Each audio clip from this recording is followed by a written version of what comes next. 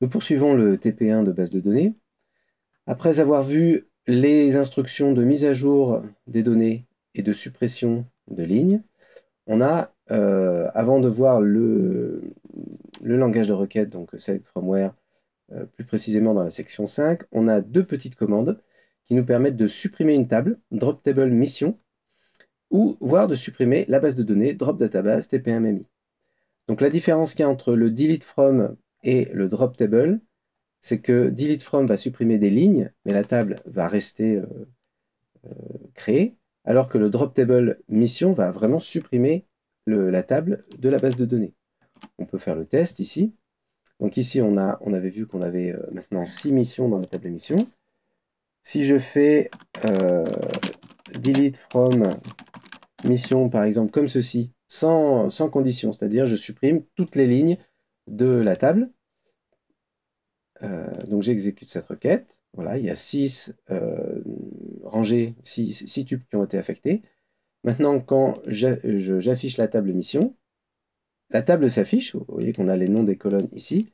Mais par contre, on n'a rien du tout. On n'a pas de ligne. D'accord. La ligne avec nul, nul, nul, nul, nul partout, c'est juste pour indiquer que c'est la fin de l'affichage.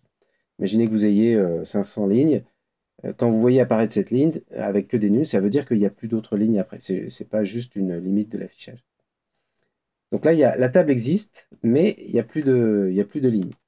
Maintenant, si on fait drop table mission, cette fois-ci, on va supprimer la table. Donc vous voyez que là, il n'y a rien, aucune ligne n'a été affectée, puisque l'objet de la requête, c'était de supprimer la table. Maintenant, quand on regarde dans la liste des tables ici, on peut mettre à jour pour être sûr, on n'a bien plus la table mission. Voilà. Et enfin, la dernière commande, qui est drop database, va supprimer la base de données complète.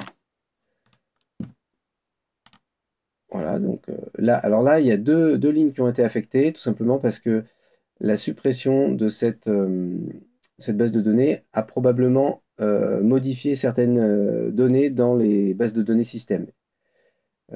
Enfin, pas IMDB, mais 6, et puis les bases de données qu'on ne voit pas ici, qui ne sont pas affichées par défaut.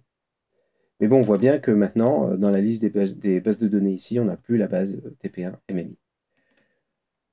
Donc, on va à nouveau, qu'est-ce qu'on va faire? On va repartir du fichier texte qui contient le code source de création de la base de données.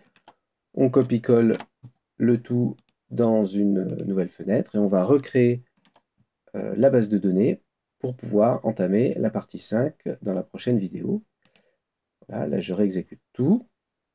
Je mets à jour ma liste. Voilà, j'ai bien mes 3 tables. Et puis, par exemple, je vais regarder la table, le contenu de la table mission. Voilà, on a bien nos 7 missions initiales. On est prêt à exécuter les requêtes select.